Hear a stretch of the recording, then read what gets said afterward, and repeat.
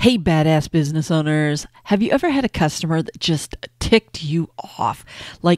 Seriously ruined your entire day, that you just, it was like your worst day in business, and it took everything you had to not say what you were thinking. I'm going to bet you have, because part of being in business is dealing with jerks and dealing with people that just absolutely irritate the crap out of you. How do you handle it? How do you move on to the next day? What if you're experiencing a bunch of back-to-back bad customers and you're thinking about closing your business because you just can't handle it anymore? This is a reality that many small business owners face. And the problem is you got to kind of understand that it's also part of doing business. And it's really about, why are they ticked off? I have been in customer service since I was 16 years old, and that's a long time. Let me tell you, I don't even want to say that, but it's scary to think about, almost 40 years I have been dealing with ticked off customers. And I remember they used to just get under my skin like there was no tomorrow. You always look at your mentors, because your mentors help you get through a lot of different things. And I had this one mentor that finally said, Tammy, you need to not let them get to you, because most people are upset about the situation.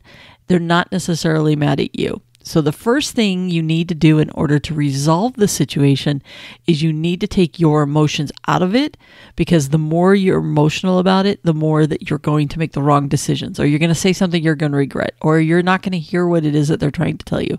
Because as long as you focus on the fact that they're upset about something that happened, it's going to be easier for you to fix it. It's easier to de-escalate the problem. And that has been gold through the years. Now, I'm going to tell you, as a small business owner, it's way harder. It's way harder when I'm dealing with somebody else's money, someone else's business, because obviously I learned this when I worked for big bucks retail. But I can tell you that when I became a small business owner, I realized that advice still had some merit to it. It was a little bit harder because now there wasn't somebody else's business, somebody else's money I was dealing with. It was my own. It was my own business's money. It was even more difficult to deal with because that emotional fire that's inside of you to protect your business. It's your baby. You're going to protect it. But I promise you, I always had that little voice in the back of my head saying, disassociate, disassociate, disassociate, because I needed to de-escalate the situation. Now, there's one thing when somebody's screaming and spitting at you, and it's another if they're calling you cuss words, swearing, doing everything else. I used to tell people, look, if they're using cuss words, I don't care. But if they're directing them at me saying, I'm a bleepity bleep, then that's different, because now they're making it personal. And I would always say, look, I'm not using foul language towards you. I would appreciate it if you don't use it towards me. If you want to talk about the situation, you want to fix it, great. One, that always seemed to help. The second thing is, I realized that I didn't have to always give them what it is that they were wanting and screaming for, because a lot of times they want the world. For some reason, people think that they deserve everything for free if something gets messed up. No, what they deserve is for you to fix the problem, especially if you created the problem. If you're the one that did it, that doesn't necessarily mean that you have to give it to them for free. I think sometimes when we give people something for free, what they do is they tend to take it, but then they turn around and continue to bitch and moan to their friends saying, oh, look how screwed up that is. Look how bad that is. The reason you want to try to resolve it is a lot of times they can fall back in love with something. Are they still going to moan and groan? Possibly, but they're less likely to point it out to other people. And that was another good piece of advice that I had, is that as long as we leave something wrong with a customer, it gives them something to point out to their family, their friends, their neighbors, anybody who will listen to them. Whereas when we fix it, they can just gripe about the situation. And a lot of times those family, friends, and whatnot will look at it and go, there's nothing wrong. They fixed it. What's your problem? It has a different impact on the next person that they're telling the story to when something's been resolved. Whereas when it's left undone or unfixed, they can go, oh, I totally see what you're talking about. Oh my God. There's a big difference between how they relate to that. So a lot of times you want to make sure that you try to fix it. Now, sometimes they won't let you fix it, and there's nothing you can do about it. In which case that is their choice. Another area that I feel people get really, worried about is that they're going to go on social media nowadays and they're going to totally blast you. Well, that is absolutely possible. Today, with social media being so prevalent in our communities and our society, I don't think there's a way around that. But the good thing is you do have the ability to respond. how you respond is the best way. You want to go on there and you want to blast them. It's like, you mother, whatever, you were so mean, you were just rude. You can't say that kind of stuff, okay? Because remember, ultimately it's about who's reading that. One, it will die down and it will go away. The only time it continues to live on is if you continue to make the same mistake in your business over and over and over. Then of course they're going to continue to drag that anger out, that vitriol that they're going to continue to put against your company. But if you've resolved it and you go online, you say, I'm sorry, Mr. Jones. As you recall, I tried to reach out to you multiple times to try to resolve the situation. Or, we went back out to your house 3 times. You told us it was okay. And then you changed your mind. You can put some things in there that aren't necessarily attacking the customer, but you can respond with facts that you can back up, showing the other people that are reading it that you did attempt to fix and resolve the situation. That's the important thing, is people want to see that, they understand that people aren't perfect. And they also understand that there are a lot of people out there that are just jerks, that are never satisfied, that are never happy, especially in those community pages. I'm realizing is because it's the same people that are griping all the time. So when they're on there griping, they carry a lot less weight because they're like, are you ever happy? I've watched where people have called out other people saying that very thing. And it's pretty funny, actually. So don't get hung up on the social media part. You have some tools that you can respond back with. The other thing is, when you are responding with emotion, what happens is you don't see all the solutions. And a lot of times you get very tunnel focused and you only see one solution. Whereas a lot of times when we remain clear-headed, when we're having those heated discussions, we can think of multiple solutions. So think about it. Last time one of your employees was in trouble or someone was yelling at them, you were able to step back as the business owner and go, okay, I've got solution A, B, and C. Much more calm. Whereas when it's personally against you, you can only see one thing, which is to get rid of this jerk or tell this jerk to go away. So it's really, really important that you remain calm at all costs. Now you can go home and be ticked off. Don't let them ruin your night. Don't let them ruin your day. Don't let them ruin your week because they win. They're not thinking about you other than they're just mad at whatever. Who cares what they have to say? You have more customers lined up behind them. Now I will tell you that 2 things are true. One, the customer is not always right. I don't believe that the customer is always right. I do believe that we owe it to the customer to do something right. There's a difference. And, it can be very controversial because there's people out there, the customer's always right. You need to do whatever you take. No, there are people that take advantage of that all day long. And I'm not into you being taken advantage of in your business. So the customer isn't always right. But guess what? The customer isn't always wrong either. And I think sometimes we forget that the customer is not always wrong. We screw up. We make a mistake. The question is, do you stand up and own up to the mistakes that you make or your employees make? And you can protect your employee at the same time while admitting that something wasn't done correctly. And I think a lot of times people will defend their employees like there's no tomorrow. And the reality is, your employee messed up. You owe it to the customer to fix it. You don't need to throw your employee under the bus as much as, mistakes happen. We're going to get it resolved. Let us take care of it. And like I said, you also have to look for patterns, because if you start noticing that you're having to resolve the same mistakes and problems over and over and over, you have a problem.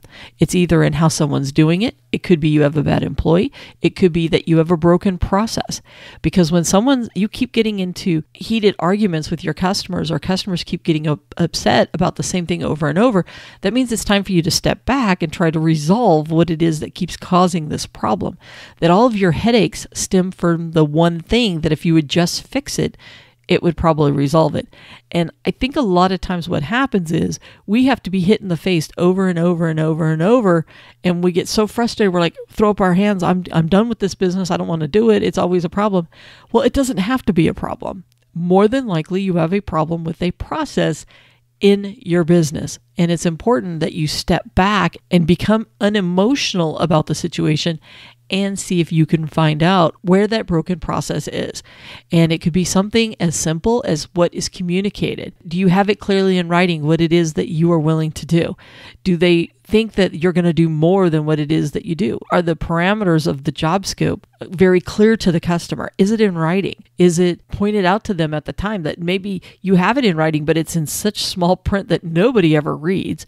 Maybe you need to work it into the conversation when you're talking to the customer and just make it part of a checklist that you go over with the customer to tell them you don't do certain things. If you install something, but you don't do the finishing work to it, or you don't come back, you need to make sure that customer understands it.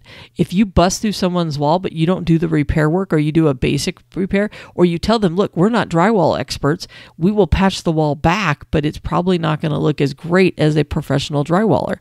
Make sure that's very clear to people, because otherwise they're going to expect their wall back the exact same way that they got it, and not in the handyman, not even handyman, the weekend warrior that you're doing it over the weekend kind of a thing. So it's really important that the expectations are very clear, because I find that most of the time when a customer gets really upset, it's either A, due to really shoddy work, or B, the expectations were never clearly set in the first place. And what they thought they were getting is not what they got, in which case you've got a problem with how you communicate it to them. And another way that you can get around some of that is if you're sensing at all, listen to your spidey sense. If your spidey sense is going off that when you're talking to the customer up front, that they're full of 50 million questions, asking all kinds of weird stuff, have them repeat back to you what it is that they think you're going to be doing. What are they hearing? You might be saying it clearly, but what they're hearing is something different. So if you think you have a problem customer up front before you even start the job, have them repeat back to you what it is that they think they're going to get. What are their expectations? What do they think is going to happen by the time it's all said and done? Make sure you two are on the same page. A lot of times we have warning signs with people way before we ever start the job. It could be the questions that they ask, the tone that they ask, the attitude that they have, the way they're asking about money and payment, and just weird things that make your little spidey senses go off. And a lot of times what happens is we kind of hear those and then we dismiss them. And then later when it's all blown up and in our face, we're like, oh, if I would have just listened to what I thought at the time. You had the warning signs. You just blew them off. So make sure that you're not blowing off. Listen, upset customers are part of what we have to deal with every single day in our business. And some days they're very minor and we don't even think about them. Sometimes we just have a week from hell where everything breaks loose and it's just like you're having to deal with so much crap as you go through it. And then other days it's just like, oh my God, will it ever stop? And usually when you have those days when it will never stop, it will stop at some point. But sometimes the train's coming and you just got to take your hits and then say, okay, tomorrow's a new day or next week's a new day. For whatever reason, this is just the week from hell and I just need to survive it. And we have those. Everybody has those, but they're not every week. They're not all the time, because if they are, you have a problem in your business. So if they're just once in a blue moon, remember, try as hard as you can to detach yourself emotionally. I promise you'll make better decisions. Remember, when most people are upset, they're not upset with you, they're upset with the situation. So if you can resolve the situation, 99% of the time, the customer is going to be okay, or you've changed the story that they get to tell people. So it's really important that you try to do that. With that, I'm going to go ahead and wrap up. Hopefully this has helped some of you guys out. This is some best practices that I have found that have helped me.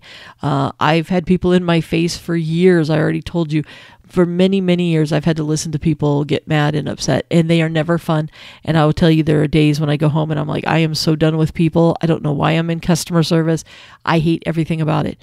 Unfortunately, when you have a business, people are part of the process. They're the ones that are going to pay you. So there's no way getting around it other than not being in business. So if you just don't like people and you're tired of people, then maybe, it's time to hang up your cleats, as they say. But it's just part of doing business. Have the heat of the moment, but don't let them ruin your day. Have 5-10 minutes of just letting them get under your skin, but move on. It's not worth it, because it does not help you at all. All right. You want a nice, healthy business. And the only way you can have a nice, healthy business is if you have a healthy mindset, especially around your customers, which are a necessary evil to your business. All right. With that, I'm going to wrap this puppy up and I will talk to you on the next episode. Bye for now.